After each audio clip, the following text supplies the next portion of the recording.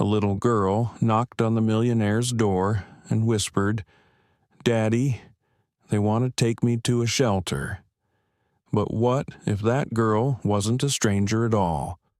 What if she carried a secret that could rewrite a man's grief, reopen a room locked for years, and shatter everything he thought he knew about love, loss, and fatherhood? Why did this little girl know the name of his late daughter? Why did she call him Dad, with tears in her eyes and no hesitation in her heart?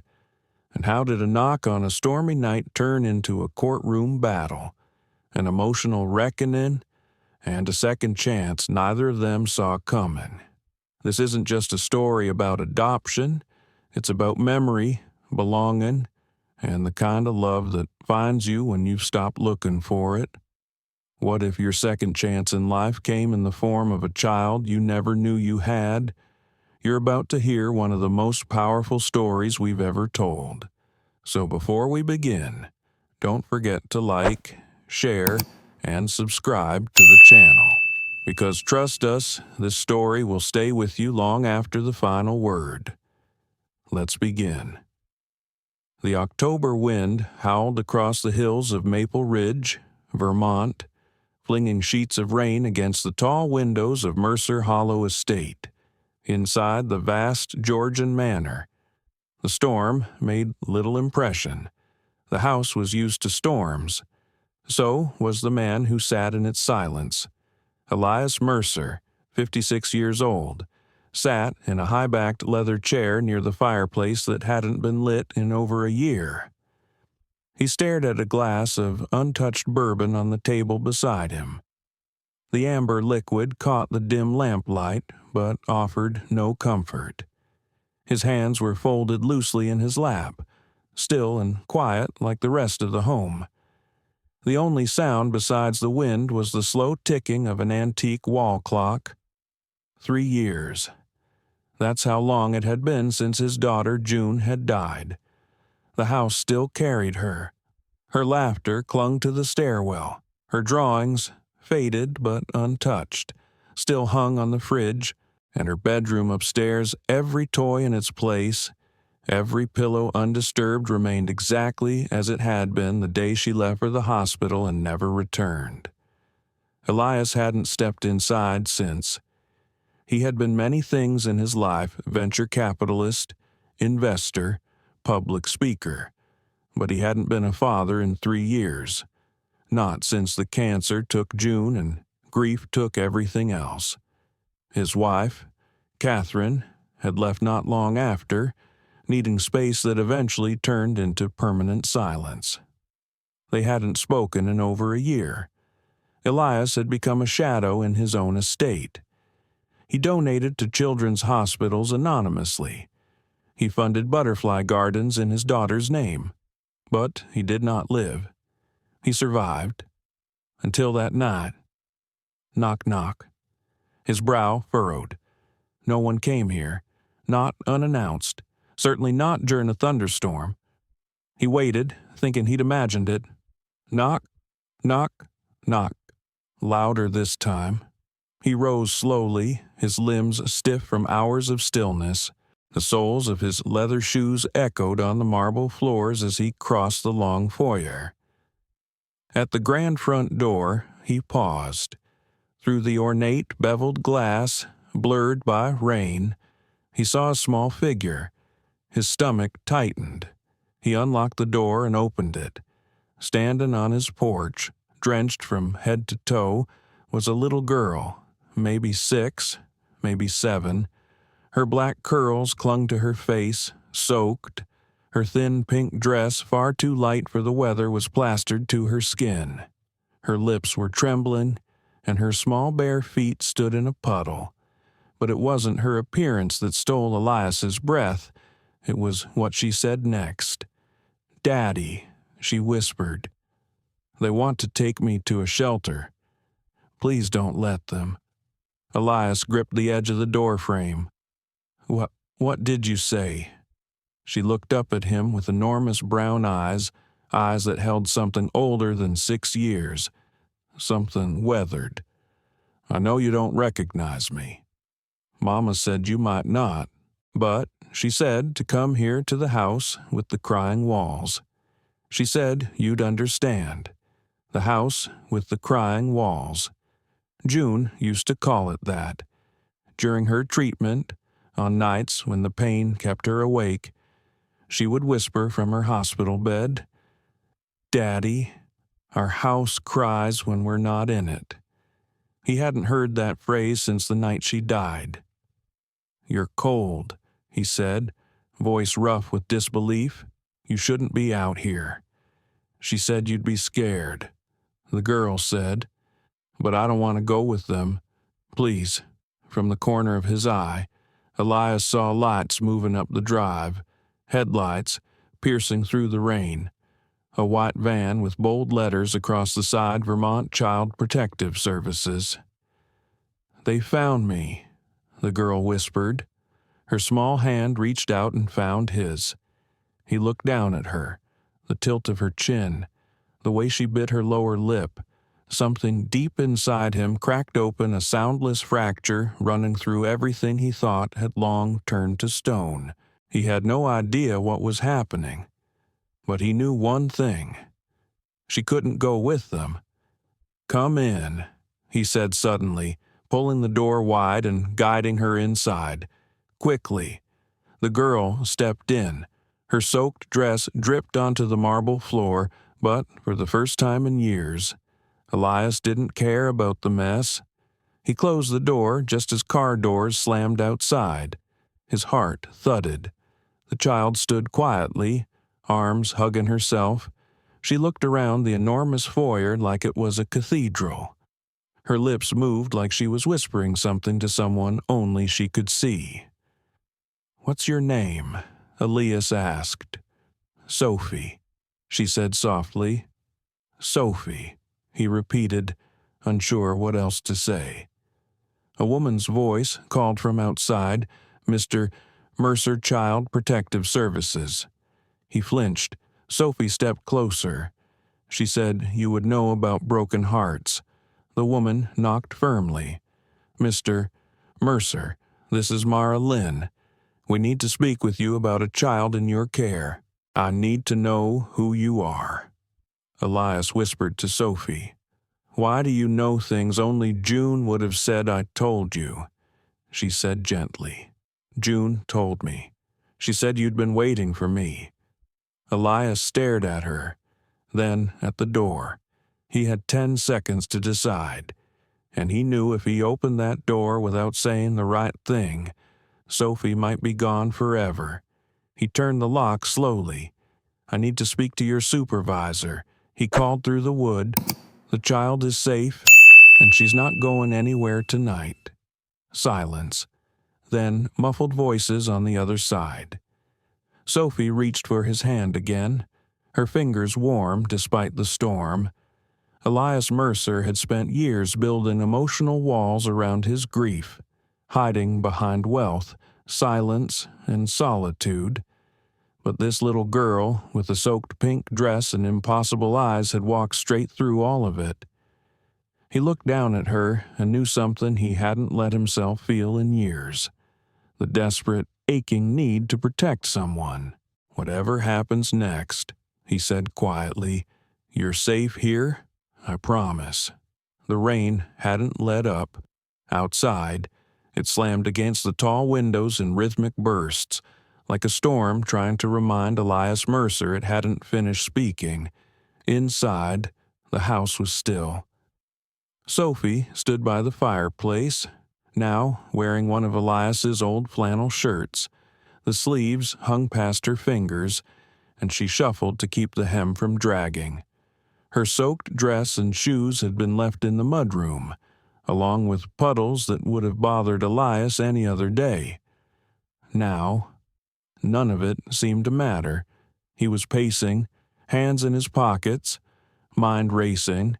He had dried her hair gently with a towel, something he hadn't done for anyone since June, and now he couldn't stop looking at her.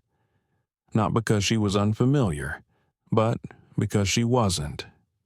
She had June's way of tilting her head when curious. that same quiet intensity in her eyes, like she was always listening to something no one else could hear.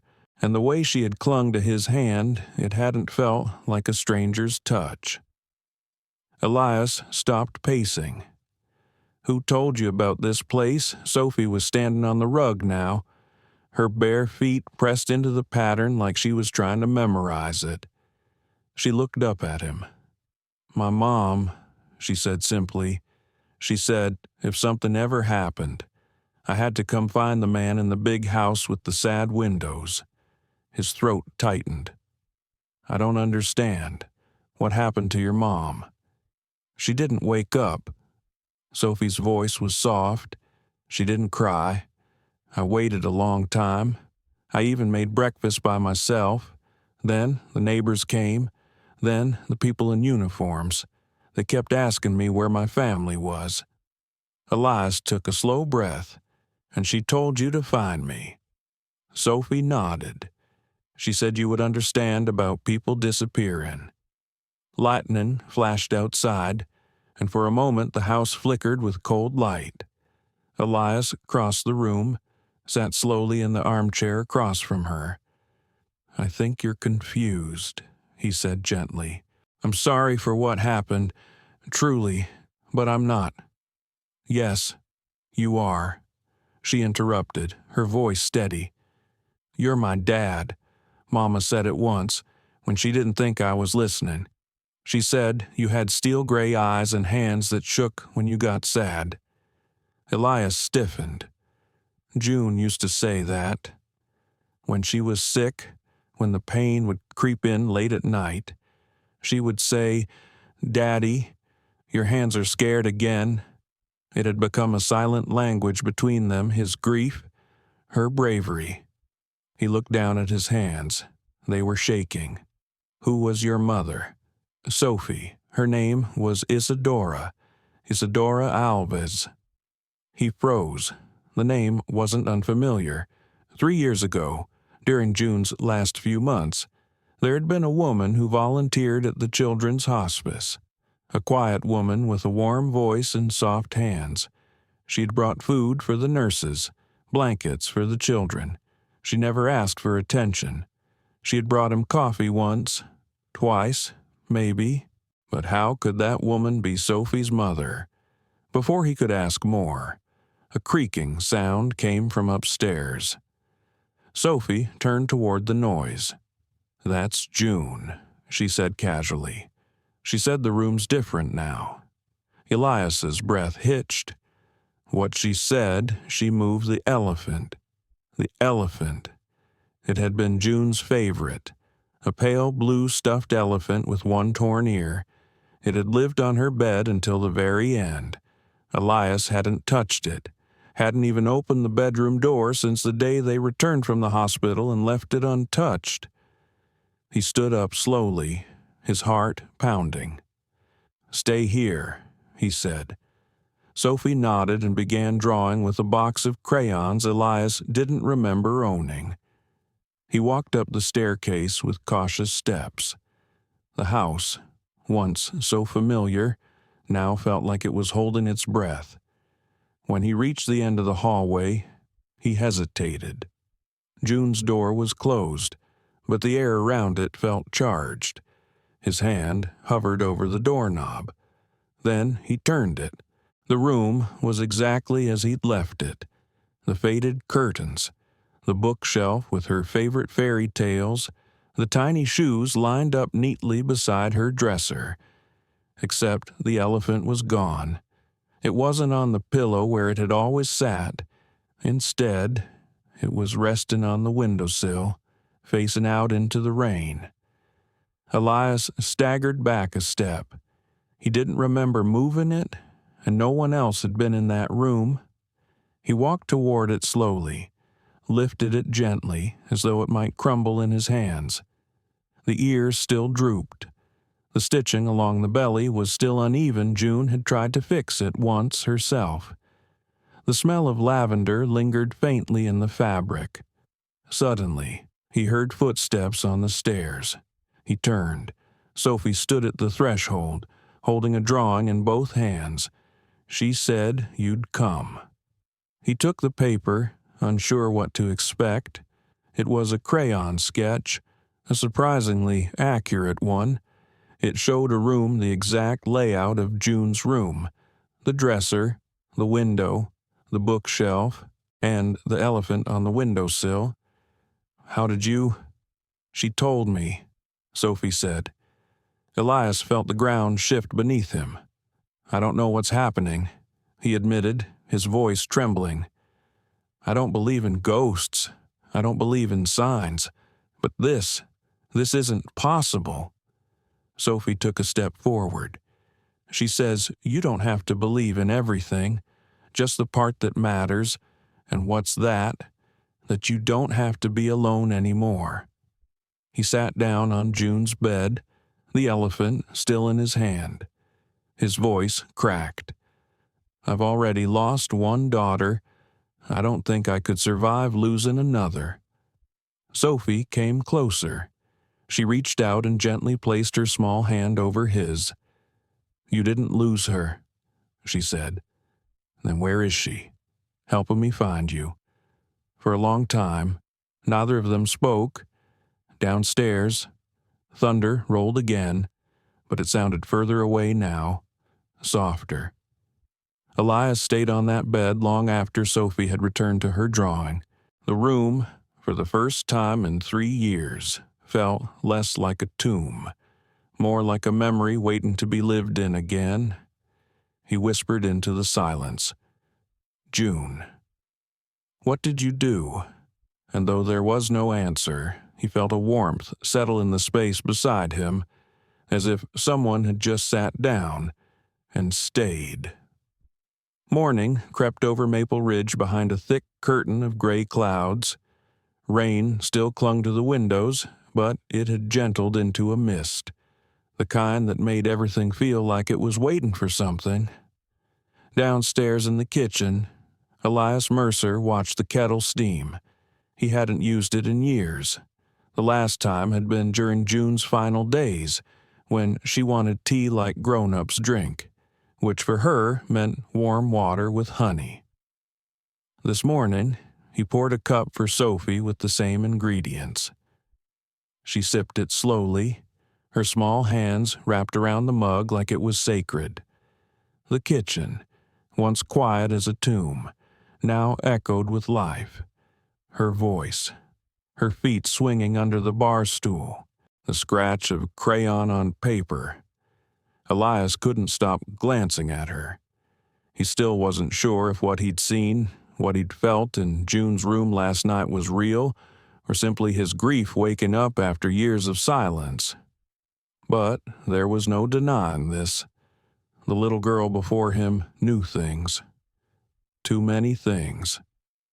She had found her way to his home with more than just coincidence guiding her. And when she spoke of June, it wasn't like a child repeating what she'd heard. It was like she was remembering. Still, he had to be careful. Careful with what he let himself believe. Careful with her. "How did you sleep?" he asked, stirring his own tea without drinking it. Sophie looked up. The bed was soft, and the room didn't feel sad like I thought it would. He blinked. "You were supposed to sleep in the guest room."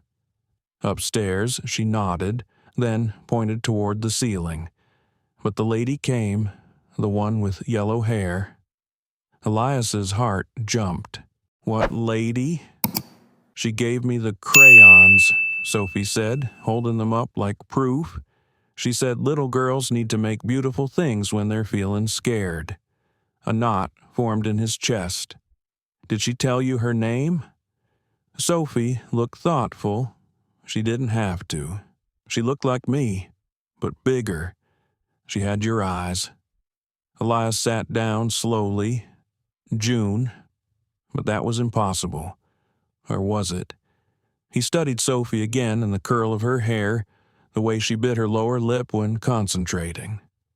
The small crease between her brows when she tried to draw something just right. These weren't just coincidences. Before he could say anything, the doorbell rang. It echoed through the manor like a sentence.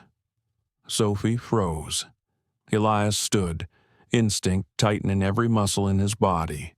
He knew who it was before he even reached the door. Through the glass, he saw a woman in a dark jacket holding a clipboard. Behind her, parked in the gravel loop, the white CPS van idled, its lights still on. He opened the door just enough to speak. "Mr. Mercer," the woman asked. "I'm Mara Lynn.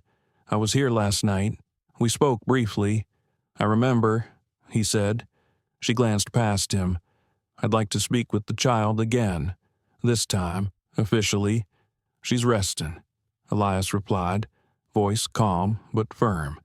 "And she's not going anywhere this morning." Mara frowned. "Mr. Mercer, I understand this must be overwhelming, but we have protocols for a reason. And I have rights," Elias said. "This child arrived here during a storm, after losing her only guardian. She was scared. She's still scared. We need to place her in temporary foster care while we verify her story. You're not listed as a guardian or next of kin." Elias didn't respond right away. His mind was racing. If he let Sophie go, there was no guarantee she'd come back. No guarantee they'd believe her story. No guarantee they'd believe his. "She told me her mother's name was Isadora Alves," he said at last. Mara blinked. That got her attention. "Isadora passed away yesterday morning," she said cautiously. "We've been trying to locate any biological relatives since then, but there's nothing official on file. No father listed in her immigration forms. No legal father," Elias corrected, his voice low. "But she told Sophie to find me. Why would she do that? Because I think I may be her biological father." The words tasted strange in his mouth, like something holy and heavy all at once. Mara stared at him, processing. "You think I knew Isadora," he admitted, briefly, "during my daughter's treatment. She volunteered at the pediatric hospice. We spoke a few times, but I didn't know she was pregnant." Mara's expression softened, but only slightly. "We'll need to do a paternity test," she said. "And until then, I'm not handing her over to strangers." Elias interrupted. "She just lost the only person she trusted. If you think putting her in a new bed, in a strange house with unfamiliar people, is in her best interest, then you haven't been listening." Silence. Then Mara nodded, slowly. "I can give you until tomorrow morning," she said, "but I'll need to report in, and there will be follow-up visits." Elias opened the door wider and stepped aside. "You want to check on her now?" he asked. "Go ahead." Mara entered, wiping rain from her coat. She followed him into the kitchen. Sophie was still drawing. She looked up as the woman entered. "Hi," she said softly. "Hello, sweetheart," Mara said, crouching beside her. "Do you remember me?" Sophie nodded. "Can I ask you something?" "Okay. Where's your mom?" "She went to the sky yesterday." Mara glanced at Elias, who said nothing. "And do you know who this man is?" she asked. Sophie looked up at him, then back to her drawing. "He's my dad, the one from Mama's picture." Mara froze. "Your mom showed you pictures?" Sophie nodded again. "She kept them in a box under the bed. Said he was the man with the sad smile and the kind eyes." Elias's throat burned. Mara took a deep breath and rose to her feet. "All right," she said. "I'll file the report. We'll be back in the morning." She left without further comment. When the door clicked shut behind her, Elias leaned against the frame and exhaled slowly. "Did I do the right thing?" he asked out loud. Sophie didn't look up. June says you're finally starting to... He blinked. June said that Sophie gave him a smile that felt too knowing for a child. She says you've been waiting for me, even if you didn't know it. Elias crossed the room and knelt beside her. "What are you drawing now?" he asked. Sophie turned the paper around.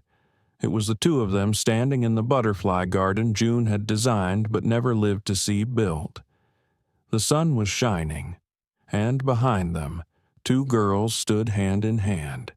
One had Sophie's curls, the other had yellow hair. Above them, in careful, crayon-scrawled letters, it read, "We're already a family. We're just learning how..." The house had changed. Elias noticed it not in any physical way, but in the silence. It wasn't hollow anymore. It didn't echo like it used to, as if the walls were embarrassed by how empty they'd become. Now, the quiet felt aware, like the house was listening. He moved through the upstairs hallway slowly that afternoon, following a trail of tiny footsteps and discarded crayon wrappers. Sophie had taken to roaming, mostly barefoot, mostly humming. She seemed to know where everything was, even things Elias had forgotten existed.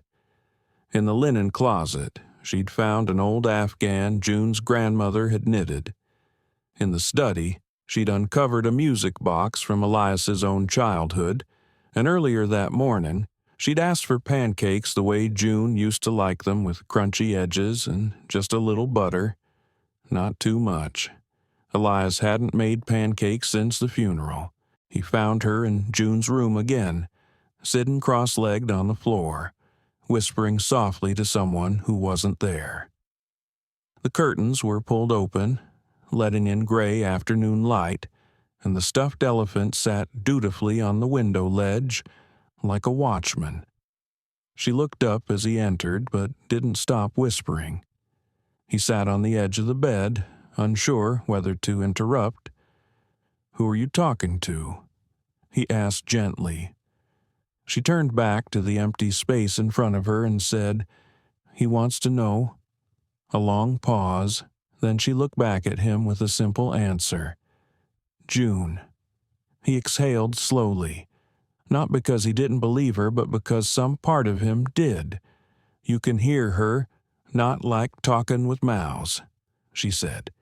"It's like listening with your heart." That shouldn't have made sense, but it did. And what is she saying? She says you forgot about the secret place. Elias blinked. What secret place? Sophie stood and walked to the bookshelf in the far corner of the room. It was filled with fairy tale hardbacks, battered picture books, and little glass trinkets. Without hesitation, she pressed her hand against the molding near the baseboard. Click, a small panel popped open. Elias stood frozen. He'd lived in this house 22 years. Never once had he known there was a hidden panel in June's room. Inside was a narrow space about the size of a shoebox. Sophie reached in and pulled out a small wooden jewelry box painted with blue stars. June's box. He hadn't seen it since the hospital. She'd insisted on taking it with her, calling it her treasure chest, though she'd only filled it with beads, buttons, and folded notes. "Where did you?" She says it was time. Elias opened the box carefully, almost reverently. Inside, beneath a scrap of purple silk, was a folded piece of paper. It was yellowing at the edges, but still intact. He unfolded it with shaking fingers. It was a drawing. Two girls stood under a rainbow. One had curly dark hair and wore a pink dress. The other had golden hair and a hospital gown. Between them, in big, crooked letters, was a message written in June's handwriting. "For Daddy, your other angel is coming. Her name is Sophie. She needs hugs like I did. Love, June." Elias stared at it for a long time, unable to speak. The room felt heavy, not with sorrow but with something else, something sacred. "She drew this," he whispered. Sophie nodded. She said she finished it the day before she got sleepy forever. He held the paper like it might vanish. How could she have known Sophie didn't answer? She just climbed onto the bed beside him and leaned against his shoulder. "She knew," was all she said. Elias wanted to believe he was dreaming, that this was just grief playing tricks on a tired mind. But the warmth of Sophie's presence beside him, the weight of the box in his hands, the scent of rain and crayons and old wood, it was all too real. He didn't know what to make of it, but he knew it mattered.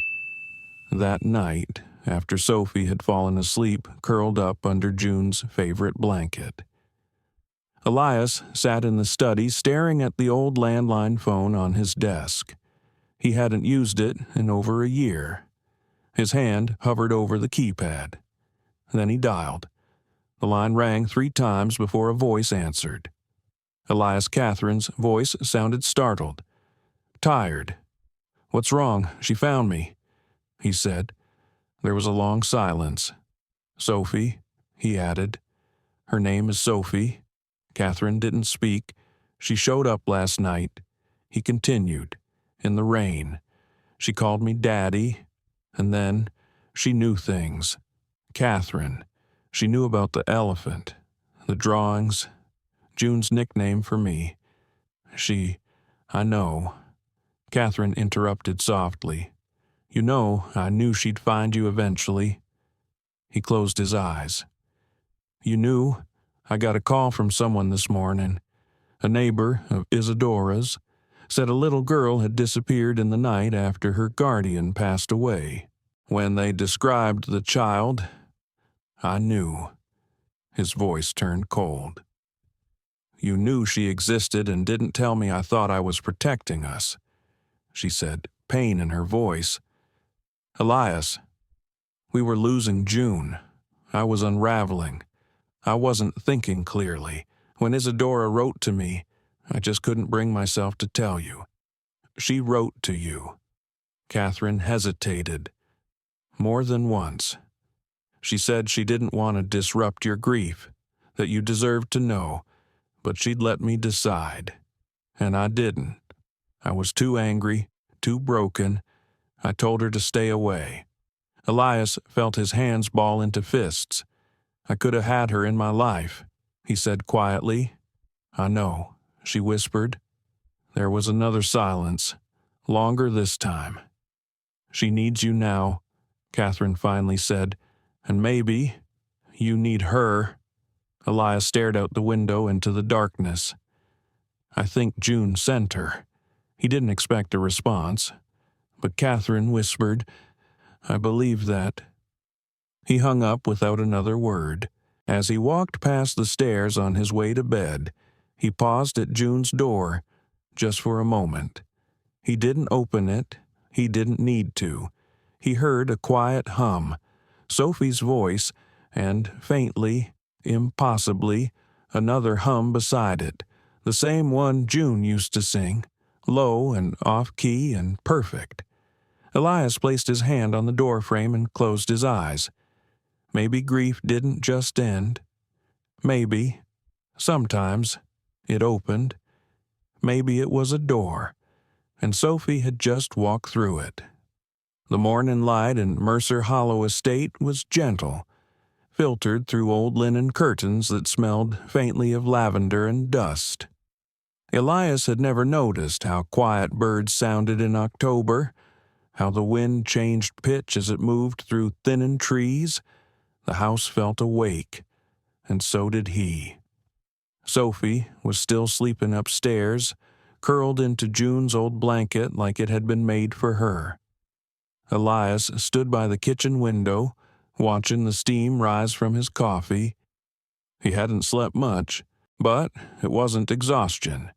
He felt it was something sharper, like an edge pressing inward. He needed answers. At 9:03 a.m., the doorbell rang. He opened the door to find Mara Lynn again, clipboard in hand, her coat buttoned against the cold. But this time, she wasn't alone. Behind her stood a man in a crisp charcoal suit, holding a leather folio and wearing an expression that had been carefully neutralized. His hair was perfectly combed. His shoes shined like glass. "Mr. Mercer," Mara began, "this is Simon Drexler from the Family Services Legal Division." Elias's stomach tightened. "May we come in?" Simon asked. His voice was polite, professional, almost bored. Elias stepped aside. They walked into the sitting room.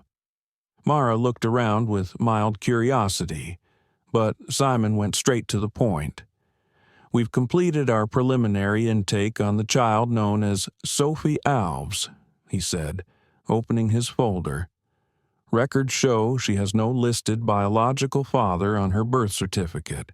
Her legal guardian, Isadora Alves, passed away yesterday. At this time, Sophie is considered a ward of the state. She's not a ward of anything," Elias said quietly. Simon blinked. "Sir, she's not a case file.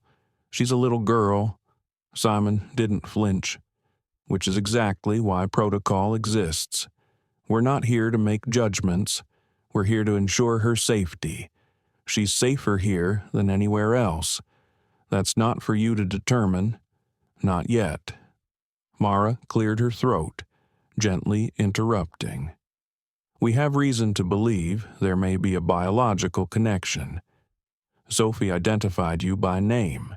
She claims her mother told her you were her father." Elias didn't respond right away. He was watching the two of them, trying to decide which one would flinch first if he told them what was really happening. That a 6-year-old girl knew things no stranger could possibly know. That she spoke of the dead like they were roommates. That his dead daughter had, somehow, led this child to him. But those things don't fit on legal forms. So instead, he said, there was a woman, Isadora. 3 years ago, we knew each other briefly. It wasn't, he stopped, searching for words. It wasn't a relationship. We were just two people going through something terrible at the same time. And then I never saw her again. Simon took a note. "Did you know she was pregnant?" "No." "Did you ever receive communication from her afterward?" Elias said, then hesitated. "Not directly." Simon looked up, meaning my ex-wife may have known. She handled a lot of things while our daughter was in treatment. I wasn't exactly in a state to be managing mail or emails. Do you believe your ex-wife may have concealed this child's existence from you?" Elias exhaled through his nose. "I don't know what I believe yet." Simon made another note. "We'll need to do a DNA test," he said. "If it confirms paternity, you'll be eligible to petition for custody. But we must also consider emotional capacity, environmental stability, and psychological readiness." "I built 3 companies from scratch," Elias said calmly. "I manage a foundation that funds mental health programs in 12 states. I live in the same home I've owned for 2 decades. I'm stable, even when I'm not." "That may be true," Simon said, voice still neutral, "but we've also received a concern." Elias raised an eyebrow. "Concern." Simon glanced at Mara, then returned his eyes to Elias.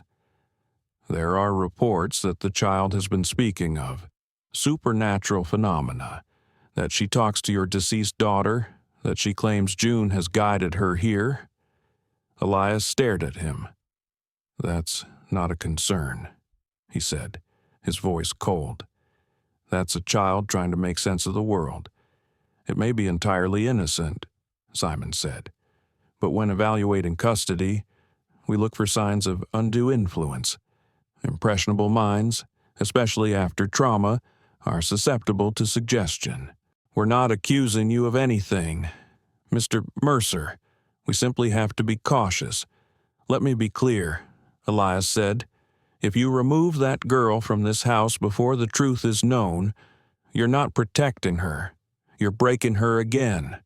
Simon looked unmoved. We will proceed according to protocol. Mara hesitated. The DNA sample kit is in the car. With your consent, we'd like to collect it today. Fine, Elias said. They turned to leave. But before they reached the door, a small voice came from the top of the stairs. Are you here to take me? All three turned. Sophie stood there, barefoot again, holding the drawing from yesterday, Two Girls Under a Rainbow. Mara's expression softened. No, sweetheart, we're just here to talk to your dad. Sophie walked slowly down the stairs, holding the picture close to her chest. She stopped beside Elias and slipped her hand into his. Her eyes stayed on Simon. June says you're afraid of things you can't explain. Simon blinked. Excuse me, she says you lost your daughter too, Sophie said, and that made your heart go quiet. Silence. Mara looked at Simon, puzzled. Elias looked at him too and saw it. The tiny shift in posture, the jaw tightening, the blink that took too long. You lost someone, Elias said softly. Simon turned to leave without a word. Mara lingered. She's special, she said quietly. You know that, don't you? Elias nodded. She glanced back at Sophie. She said June visited her. Mara asked. Sophie looked up. She comes at night sometimes. She hums lullabies and says I'm doing good. Mara knelt down. What else does June say? Sophie whispered. She says I was never lost, just waiting to be found. Later that day, after the DNA sample was taken and the officials had gone, Elias sat in the study surrounded by silence again. But this time, it wasn't empty. It was full of memories, possibilities, and a future that hadn't existed before a little girl knocked on his door. On the corner of his desk sat a picture of June. He picked it up, held it gently. What have you done? My girl, he asked softly, and in the back of his mind, or maybe in the quiet of the room, he thought he heard her laugh. The first autumn frost blanketed the gardens outside Mercer Hollow Estate that night. From the window in the study, Elias could see the color draining from the leaves' green, retreating into gold, then to brown, as if nature itself was slowly exhaling. He stood in the center of the room he used to call his sanctuary. The walls were lined with awards, framed degrees, books he used to quote in keynote speeches. But now, his eyes were fixed on a shoebox-sized tin he had just retrieved from the back of the closet. It had once belonged to Catherine. He had forgotten it even existed. Now, he opened it slowly, the lid creaking in protest. Inside were check registers, old receipts, some clipped photos of June in the elementary school, and envelopes, dozens of them. Most had been opened. One had not. The envelope was addressed in neat, unfamiliar handwriting to Elias Mercer. Only if she finds him. His breath caught. He opened it with fingers that shook. Inside was a letter. Elias, if you're reading this, it means Sophie found you, and I'm gone. I want you to know I never meant to hide her from you. I tried to do the right thing, but everything was too broken. You were drowning in grief. And Catherine, she made it very clear that there was no room for Sophie in the world you were living in. She offered help, money, safety, but also fear. She said if I told you, Sophie might end up in the system forever. And I believed her. I was alone, undocumented, and terrified, but I never stopped hoping. I taught Sophie your name, your face, your eyes. She called you Papai because it made her feel like you were already part of her. I'm sorry I was weak, but I'm grateful she found you. Please, don't let them take her from you. You're all she has left. And she's more than just your daughter. She's June's last promise." Isadora Elias pressed the letter to his chest and closed his eyes. It made too much sense now. The wire transfers, Catherine's erratic behavior during June's final year. The nights she disappeared under the guise of self-care or needing space. He had assumed grief had unraveled her, but maybe guilt had been what tore her apart. He heard footsteps in the hallway. Sophie's small silhouette appeared in the doorway, clutching her blanket.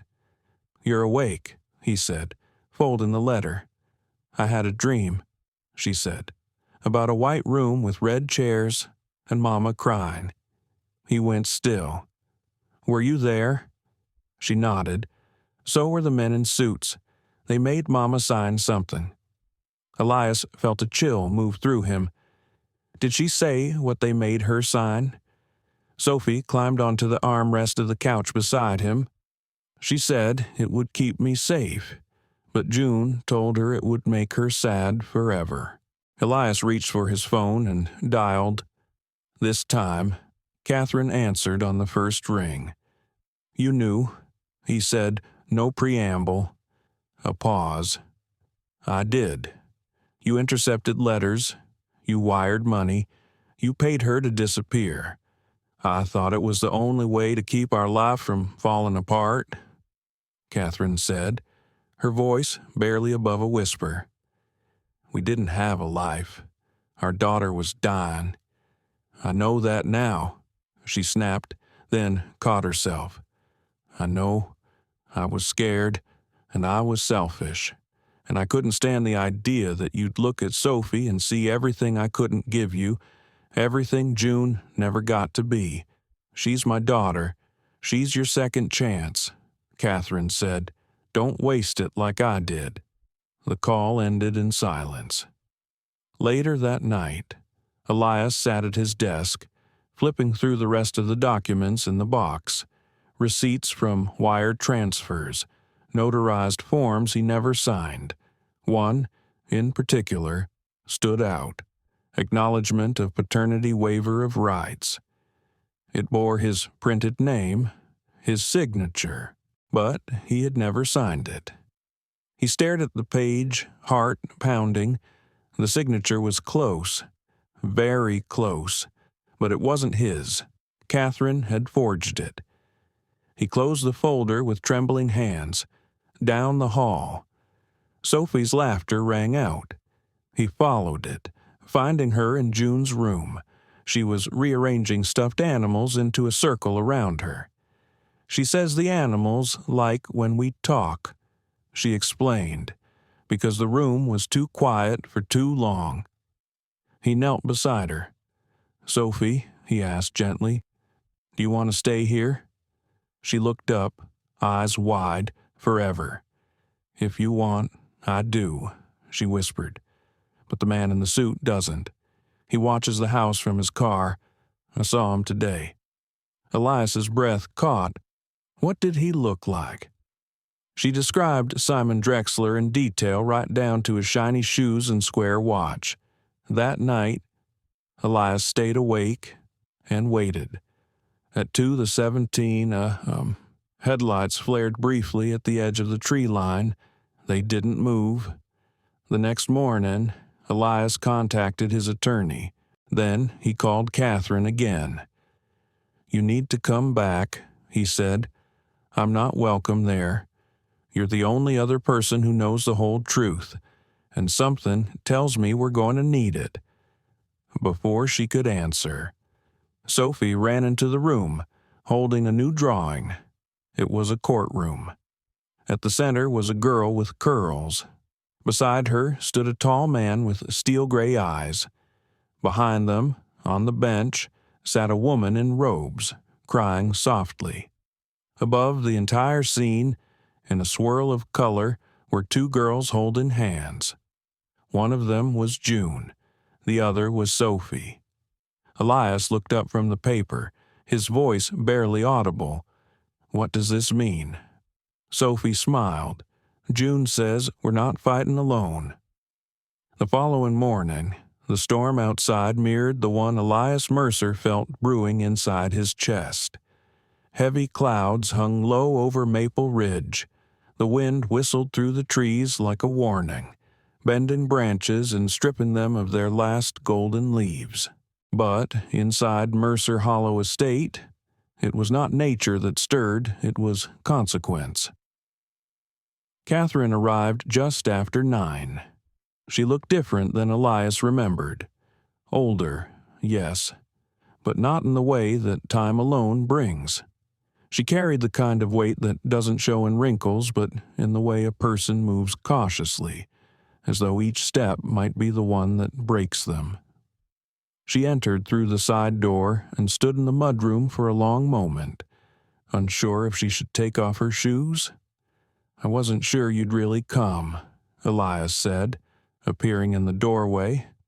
"I wasn't sure either," she replied. They stared at each other for several seconds before Sophie peeked around the corner. "Is that her?" she whispered.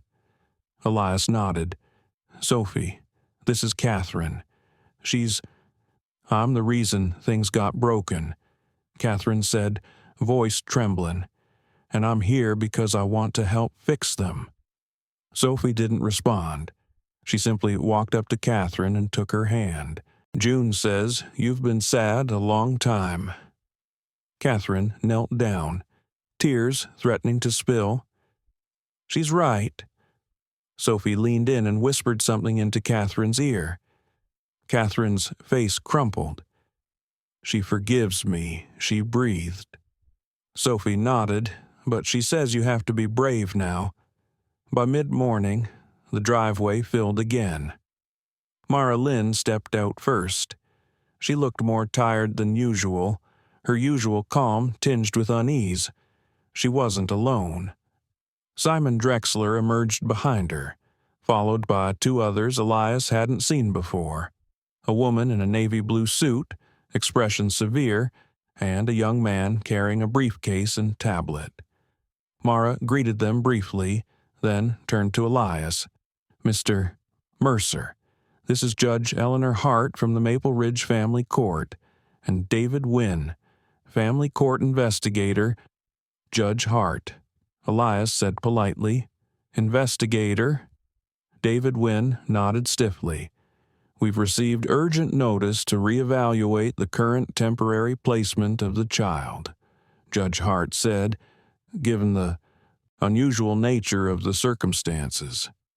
I thought it best to review matters personally." Elias glanced at Sophie, who sat silently on the couch beside Catherine, her small hands folded neatly in her lap. "Of course," Elias replied. "Let's talk." They moved into the sitting room.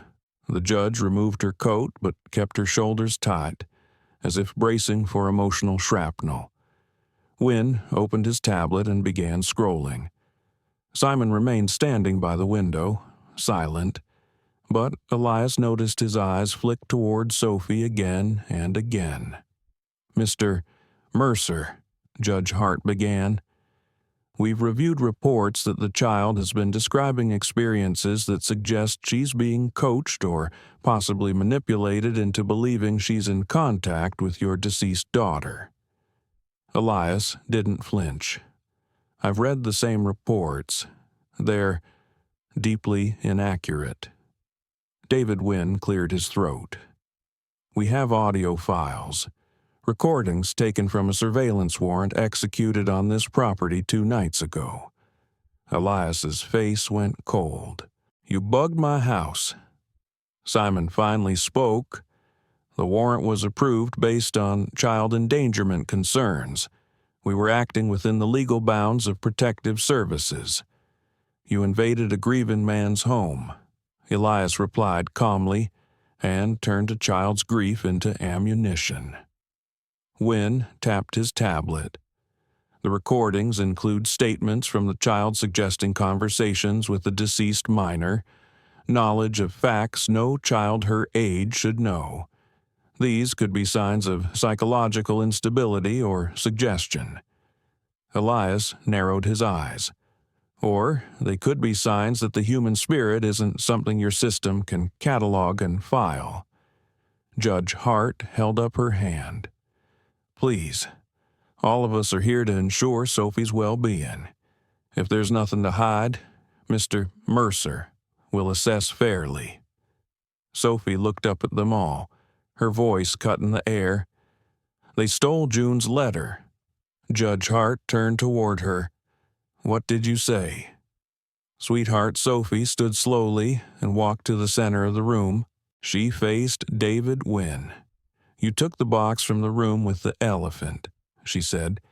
You didn't think I'd notice, but June knew. She said you'd try to take proof away. David stiffened. I don't know what she's talking about. She says your daughter's name was Melissa. She died 3 years ago in a car accident. That's why you stopped working for 3 months. That's why you don't like little girls who remind you of her. The entire room fell silent. Wynn's face drained of color. No one here could have known that, Judge Hart said quietly. Sophie turned to her. June says your daughter's name was Ruby, and you still keep her baby shoes in a box by your bed. Judge Hart gasped. How? She whispered. She says you don't have to be afraid to believe. Sophie said softly, You already do. The room felt like it was breathing. David Wynn backed toward the door, muttering something about needing air. Catherine rose from her seat. They've been trying to take Sophie, she said. Not for safety, but for money, for process, for the way the system benefits when vulnerable children are removed instead of supported. Judge Hart's hands trembled slightly. I think we need to pause, she said. This hearing is not proceeding as I expected. Simon tried to interject. With all due respect, Your Honor. Elias stepped forward. No more respect for a system that turns children into paperwork. No more silence. You listened to recordings of a child grieving and called it instability. But what you heard was connection. And maybe, just maybe something you can't explain. Sophie walked back to the couch and sat down beside Catherine again. She says it's almost over, she whispered. Judge Hart stood, visibly shaken. Mr. Mercer, I'm placing a hold on further proceedings until we can conduct a full review of how this case has been handled. She looked at Wynn, who was still standing, frozen by the door, and we will be auditing every decision made under your supervision. David. Wynn nodded slowly, eyes on Sophie like she'd spoken a truth he'd never admitted aloud. After they left, the house fell quiet again. Elias sat beside Sophie and asked gently, Did June really say all those things? Sophie nodded. She said people's hearts hide things, but sometimes, if you're brave, you can help them remember. Elias put an arm around her.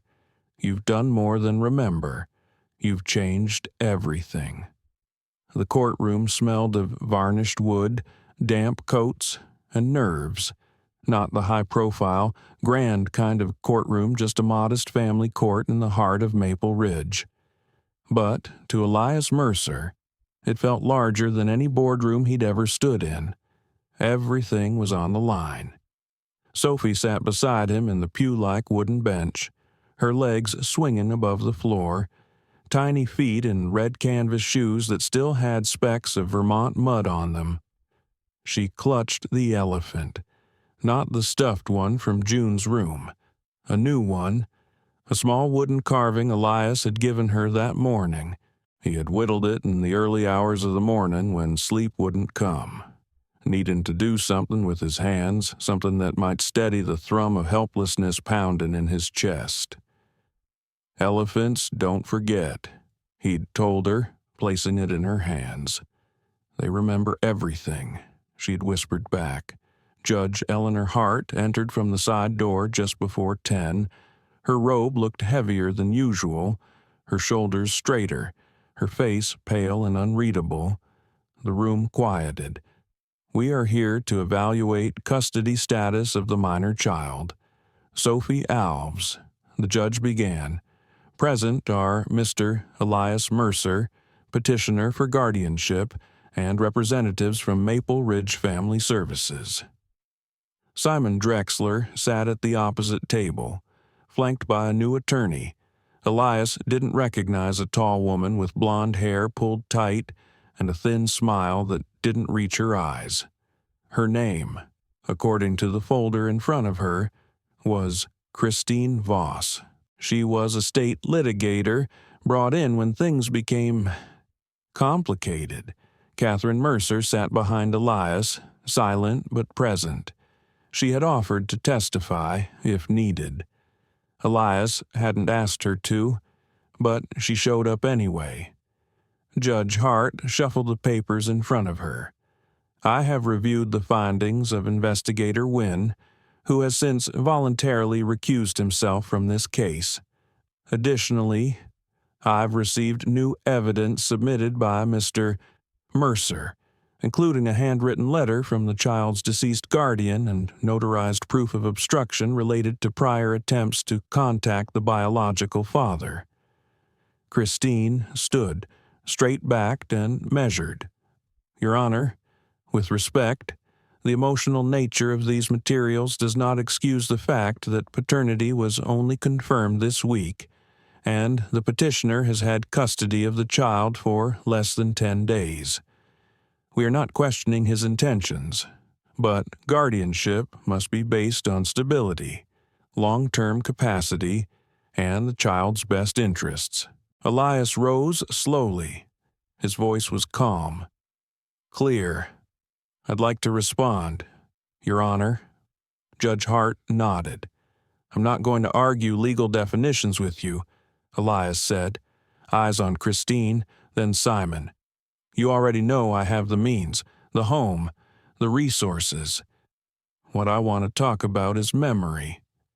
He turned to the bench. Sophie came into my life not by accident, but through intention. She wasn't lost. She was led here by stories, drawings, whispers. I used to think that grief closed doors, that it made the world smaller.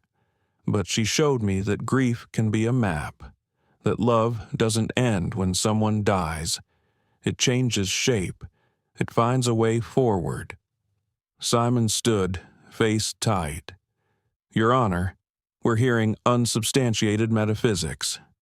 This is family court, Elias interrupted. And family isn't about paperwork. It's about presence. It's about standing in the gap when a child knocks on your door in the middle of a storm and says she has nowhere else to go. Silence hung in the air, and Judge Hart turned to Sophie. Miss Sophie, she said gently, would you mind coming up here? Sophie looked at Elias. He nodded. She walked slowly to the front, holding the wooden elephant. Judge Hart leaned forward slightly. Sweetheart, this is a big room and I know it's scary, but I need to ask you something. Do you feel safe with Mr. Mercer? Yes. Do you feel like he listens to you? Sophie nodded. He listens with his heart. There was a faint smile at the corner of the judge's mouth. And do you want to stay with him? I want to stay with my daddy. Christine stood again. Judge, she's a minor. Deeply traumatized, her preferences, while emotionally compelling, shouldn't override procedural. Then Sophie looked up. I know what you keep in your drawer, she said quietly to Christine. Christine froze. In the bottom drawer of your kitchen, Sophie continued, a white envelope with his name on it, the son you gave away before law school. The courtroom went still. How did you? Christine's voice cracked. "You've always wondered if he was okay, if he looked like you, if he knew he was wanted. June said to tell you he's doing fine. He's loved." Tears spilled down Christine's face. She sat slowly, speechless. Judge Hart wiped her eyes once, then folded her hands. "This court recognizes that the child, Sophie Alves, is the biological daughter of Mr. Elias Mercer, as confirmed by DNA testing. Furthermore, it recognizes that extraordinary circumstances warrant immediate placement." Simon rose again. "But we request a 6-month supervision period." The judge didn't let him finish. "This court grants full, uncontested custody of Sophie Alves to Mr. Elias Mercer, effective immediately." Gasps, a few muffled sobs. Then a silence so full it felt like the courtroom itself was exhaling. Judge Hart looked down at Sophie and said, "Your sister was right. You were never lost." Sophie reached into her pocket and pulled out a folded paper. She handed it to the judge without a word. It was a drawing, a courtroom, a girl, a wooden elephant, a bench with 4 figures behind it. Judge Hart, Christine, Simon, and Wynne all smiling with teary eyes, and above it all, a girl with blonde hair and a pink dress, holding a sun in one hand and a paper heart in the other. June. After they returned home that evening, Elias didn't speak for a while. He just watched Sophie twirl around the hallway in her socks, the wooden elephant swinging from a string like a pendant. She stopped and looked at him. "You're quiet." "I'm trying to remember how to breathe," he said with a smile. Sophie giggled and walked over to him. "We did it." He pulled her into a hug, burying his face in her hair. "No," he whispered. "You did it." It had been 3 days since the court granted Elias full custody of Sophie. 3 days since the whirlwind stopped spinning and something like normal life tried to settle in.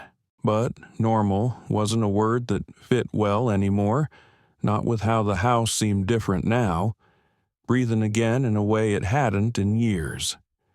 The rooms no longer echoed. The floor creaked the same, but now it sounded like laughter instead of loneliness. The kitchen, once a museum of silence, had filled with cereal bowls, watercolor stains, and late-night tea mugs left next to bedtime books. And yet, there was still one room no one entered. June's room, not since the hearing. Not even Sophie, who had once visited it daily like a chapel. Elias had noticed it. How Sophie would slow as she passed the doorway, her little eyes drifting to the pale pink frame of the door, then away, as though something too sacred or too painful waited inside. So, on the 4th morning, when the fog outside lay thick over the land and the world felt wrapped in cotton, Elias made a decision. He tapped softly on Sophie's door. She was seated on the rug, coloring. The wooden elephant stood proudly next to a paper house she'd made from old envelopes and tape. "Hey," Elias said gently, "can we talk?" She looked up and nodded. "I was thinking, maybe we should go into June's room today. Together, if you're ready." Sophie blinked. Her crayon hovered mid-air. Then, slowly, she set it down and stood. They walked down the hallway side by side. Elias reached for the doorknob but paused, letting Sophie do it instead. She turned the handle. The room was just as they'd left it, quiet, preserved, untouched. June's stuffed animals sat on the shelf in neat rows, waiting, her journals stacked neatly on the desk, her sneakers by the closet. The faint scent of lavender and lemon still hung in the air. Sophie walked in and sat on the bed. Elias stood by the window, one hand resting on the frame. He could barely look at the wall still decorated with June's teenage sketches, her collages, her photos from camp, and Polaroids of her and Catherine on a Ferris wheel at the county fair. "This room has waited a long time," Sophie said quietly. Elias turned. "How do you know that? She told me," Sophie replied, tapping her chest. It wasn't sadness she left behind. It was love, like a bookmark. He sat beside her. The bed dipped gently, and it struck him how small she was. And yet, how often she carried truths adults ran from. "I haven't come in here since the day we brought her ashes home," Elias confessed. "I couldn't. I thought if I left it untouched, it might hurt less."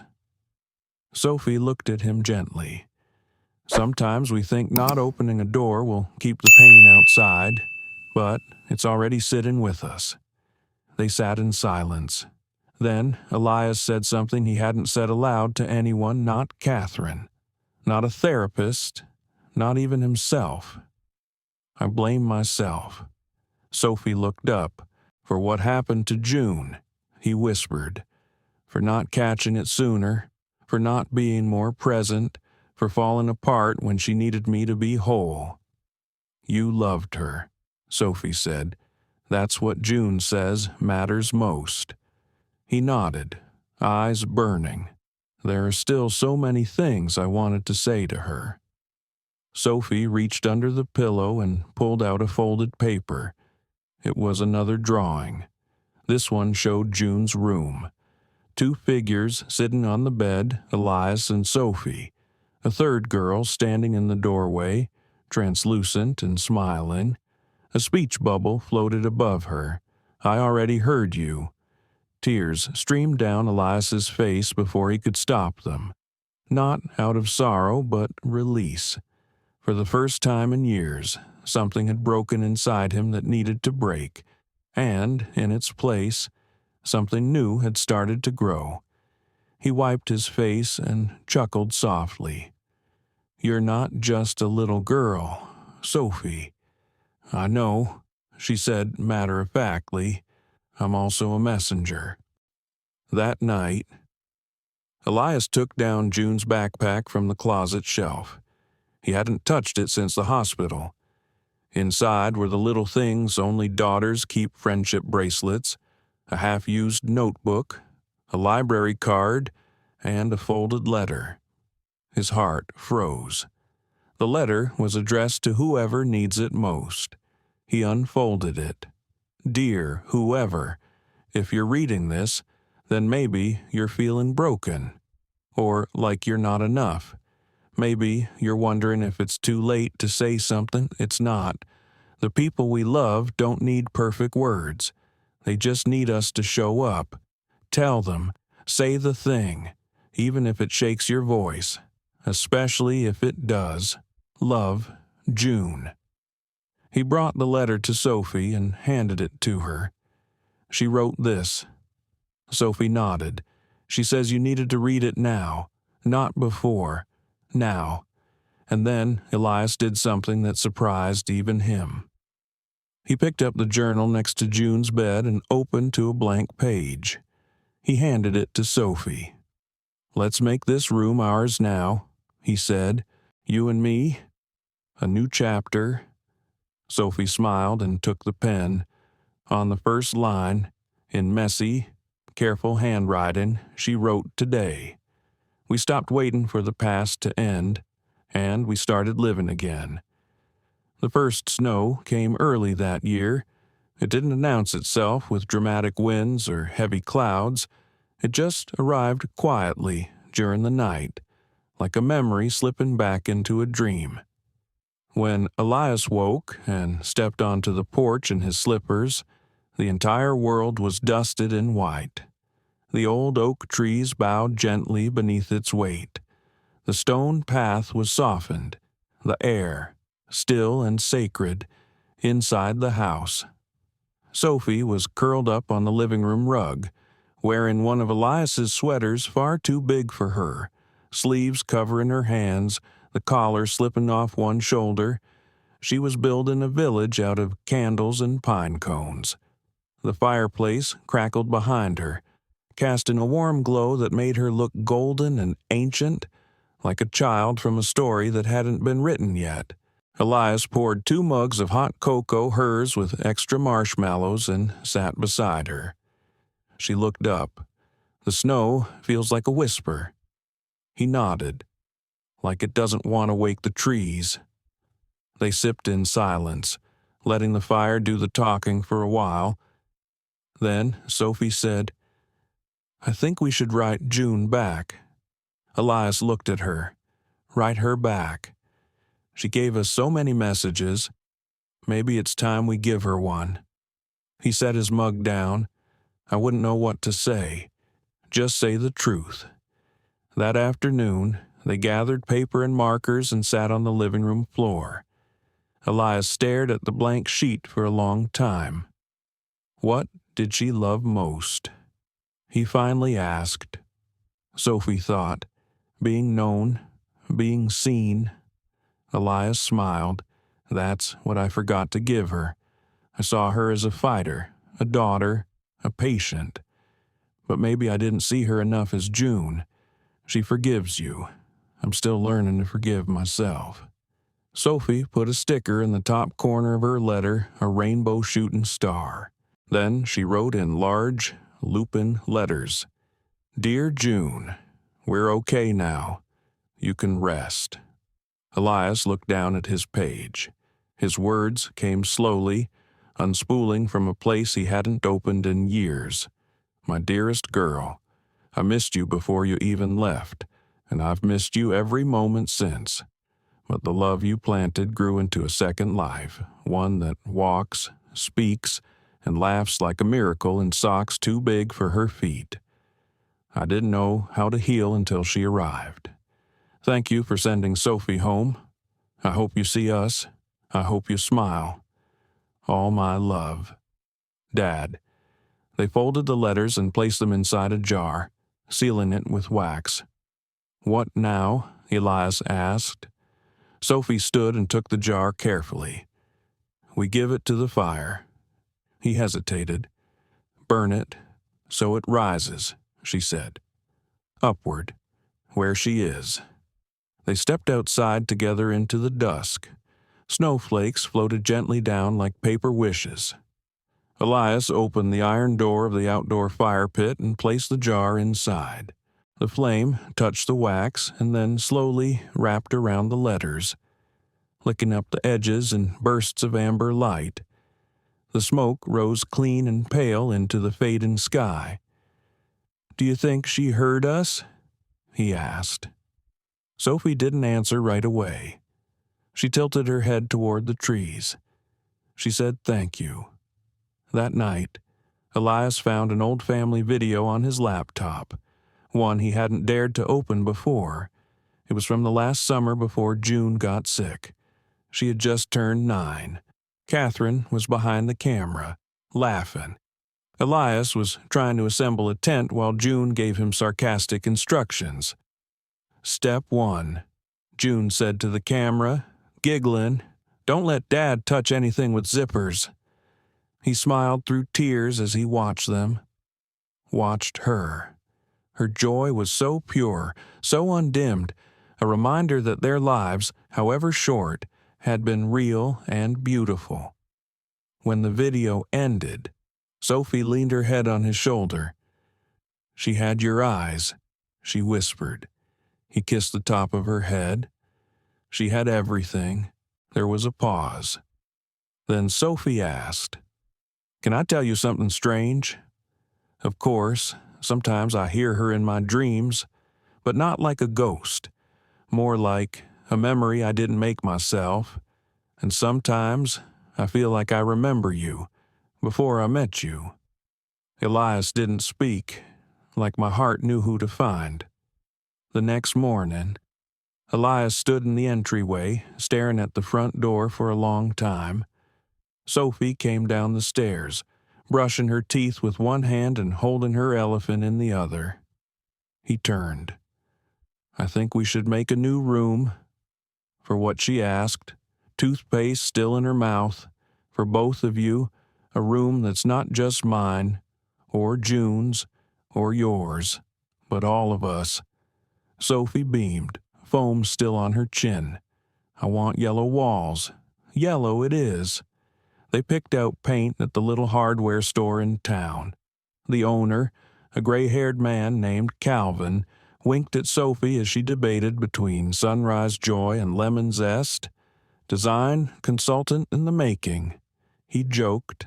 Elias smiled. She's got a lot of titles. Back home, they painted together, laughing, dripping, dancing to old jazz records. Sophie insisted on painting a sunflower mural on one wall. Elias let her. It looked like it had been there forever. That night, when Sophie fell asleep in the new room, Elias sat on the edge of the bed and whispered, "Thank you for finding me." She didn't stir, but a soft smile appeared on her lips, and just outside the window, fireflies lit up in the falling snow like sparks from a long, quiet soul dancing back into the world. The wind was sharp that morning. It carried a chill that spoke not just of winter, but of endings, the kind that brush the edges of your life and whisper that something old is folding closed. Elias stood at the edge of his father's property for the first time in nearly 20 years. Mercer Hill, they used to call it, a small plot of land tucked into a ridge 2 towns over. Nothing but a crumbling cabin now and a mailbox rusted shut. The land was overgrown, wild with pine and silence. No one had lived here since his father passed. But something had drawn Elias here, some thread he hadn't pulled on in decades. After everything with Sophie, the custody, the truth, the room of yellow walls, he realized there were still echoes he hadn't faced. Questions not about June, not about Sophie, but about himself. Sophie had noticed it too. "You get quiet when you talk about your dad," she'd said the night before. Not like sad, more like locked, so he brought her with him. Now. She stood beside him, bundled in her red coat and blue hat, her mittened hand inside his. "This was your house?" she asked. "Not for long," Elias replied. "My father wasn't one for staying in one place, but it was the only time he ever called something his." He pushed open the door to the cabin. It groaned on its hinges like it hadn't forgiven the past. Inside, the air was musty, but sunlight streamed through a crack in the roof, making the dust look like gold. There was barely anything left: an old rocking chair, a torn fishing net, and a box in the corner, partially buried under pine needles. Elias knelt and lifted it. Inside were old papers, receipts, yellowed envelopes, and at the bottom, a small leather-bound notebook with his father's initials burned into the cover. He opened it slowly. The handwriting was messy, impatient, but familiar. "I couldn't give him peace." The first line read, "But maybe someday he'll understand I tried." Elias sat down hard on the dusty floor, notebook in hand. He turned the pages. He was 5 when I missed his birthday. I told myself work was the reason, but really, I didn't think I belonged in his life. His mother made love look easy. I made silence louder. When he turned 16 and won that science award, I didn't call. I stood outside the auditorium but couldn't go in. I saw him hug his teacher. I saw his mother wipe a tear. I turned around. Sophie was quiet as she read over his shoulder. "He watched you?" Elias nodded, throat tight. "Why didn't he come in? Because some men," Elias said softly, "are better at running from love than running toward it." He kept reading. "I don't know how to say I'm proud without sounding like I'm asking for forgiveness. Maybe this cabin will tell him. Or maybe he'll never come back." Sophie reached into her pocket and pulled out a folded piece of paper. She didn't say anything, just placed it on his lap. It was a drawing, the cabin, a tall man, a small boy standing in the doorway, and another man behind the trees, hand on his chest. And in the sky, June holding a lantern, illuminating them all. She says you can be the one who stops running, Sophie whispered. They stayed in the cabin until the sun began to dip behind the trees. Elias lit a small fire in the old hearth, surprised it still worked. The smoke curled up through the cracked chimney like it, too, remembered its purpose. He read more of the notebook aloud, each page like a letter never sent. When they returned home that evening, the wind had picked up.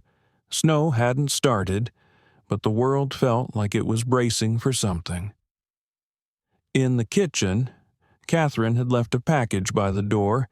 It was wrapped in brown paper with a note. You should read this with her. It belonged to Isadora. Inside was another notebook, smaller, worn soft around the edges. Sophie opened it carefully.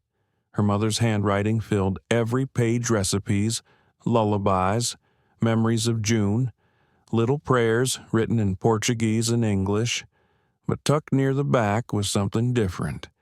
A list. If anything happens to me, 1. Find Elias. 2. Tell Sophie she has 2 sisters, one who held her hand and one who watches from above. 3. Do not let the world teach her she's invisible. 4. Tell her I sang to her every night, even when I was afraid. 5. Tell her she is more than what she's been through. Sophie placed her fingers over the list. She sang a song, she said, every night. I didn't know it had a name, but I still hum it. Elias wiped his eyes. She was brave, he said, braver than I'll ever be. No, Sophie whispered, you're brave now. Later that night, as wind howled around the corners of Mercer Hollow, Elias stood on the porch with a mug of tea and stared out into the dark trees. His mind was full of his father, of Isadora, of June's drawing, of Sophie's hands pressing truth into the world with crayons and paper. Catherine stepped beside him quietly. She changed us, she said. Elias nodded. All 3 of them did. Catherine handed him a legal folder. What's this A copy of the amendment? I had my attorney draw it up. He opened it. Inside was the foundation document for the Mercer Family Trust. But it didn't just list Sophie as a beneficiary. It listed her as a partner. You're giving her equal stake. She's already earned more than any of us ever did.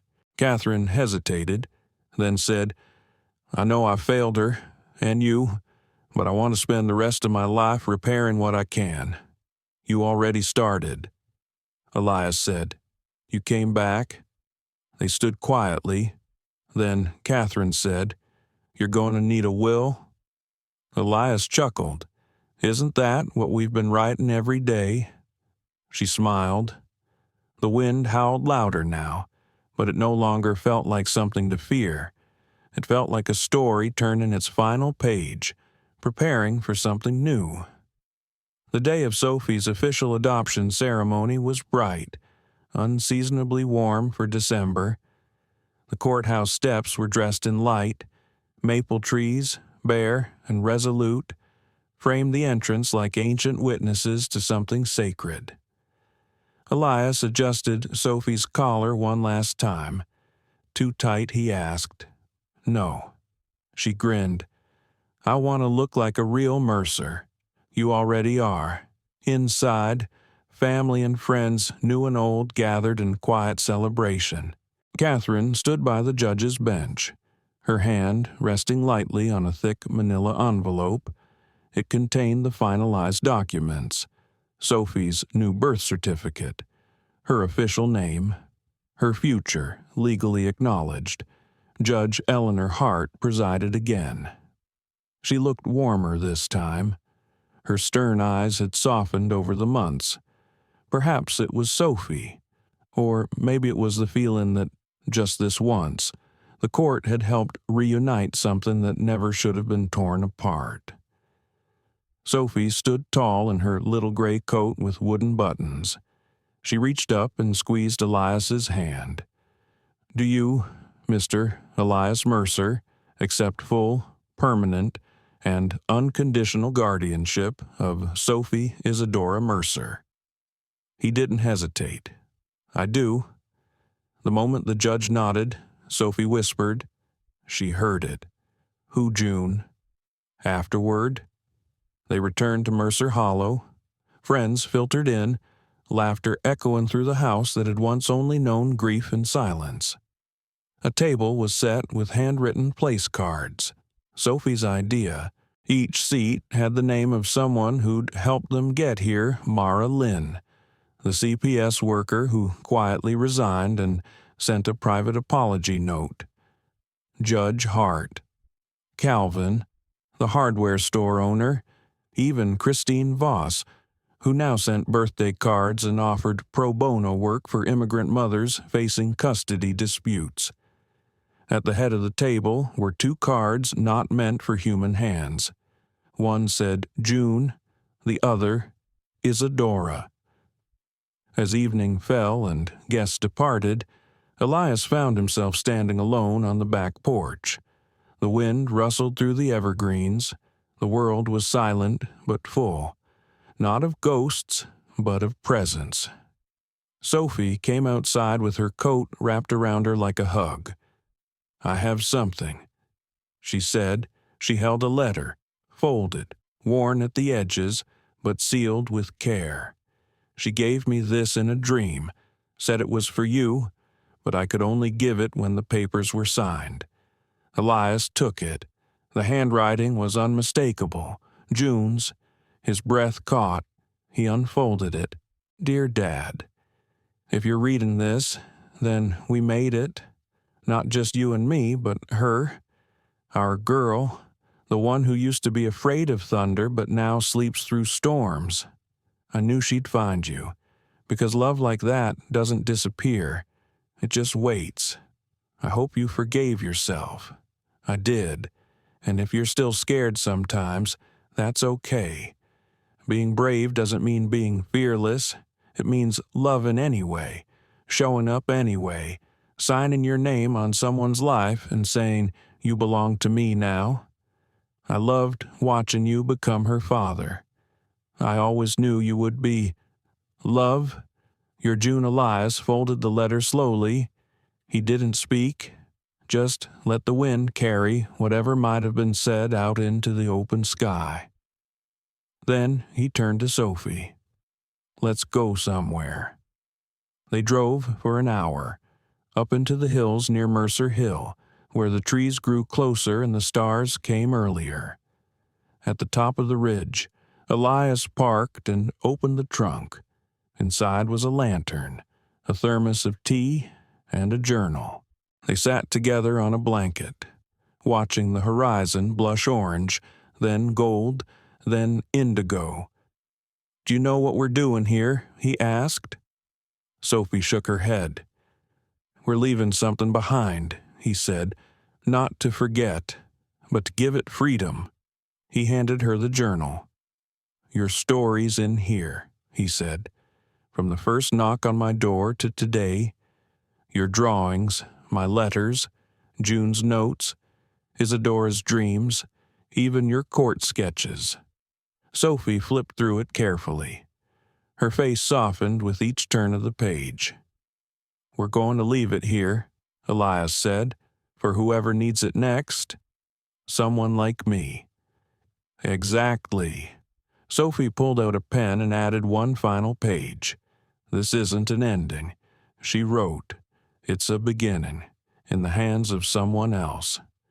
She placed the journal beneath a stone near the base of an old cedar tree. Then they sat in silence. The moon rose. The stars blinked awake. Elias poured tea for both of them. Sophie leaned her head on his shoulder. "Thank you for waiting for me," she said softly. He wrapped an arm around her. "I wasn't waiting," he whispered. "I was lost. You found me." They stayed there until the sky turned silver and the wind changed again, carrying not the ache of old wounds, but the weightless hush of things made whole. In that silence, Elias finally understood what June meant. Love wasn't about keeping someone. It was about being someone worth finding. And Sophie had found him. Sometimes, the door we don't expect to open is the one that saves us. This is more than a story about a little girl and a grieving man. It's a story about healing across generations. It's about a daughter who never gave up, a mother's quiet bravery, and a father who finally remembered how to breathe. But it's also a reminder of the world we live in, a world where children are judged for being poor, where names and skin color still shape whether someone is believed or brushed aside, where a child knocking on the wrong door could mean being thrown into a system that forgets more than it saves. Let this story be a call to compassion, to listening before labeling, to choosing presence over pride, and to remembering that sometimes the people who need us most don't know how to ask, they just knock. If this story moved you, made you think, or opened your heart in any way, like the video, share it with someone who needs to hear it, and subscribe to our channel so you don't miss the next story that could change everything. Thank you for being here, and remember, sometimes love arrives not with answers but with a single quiet knock.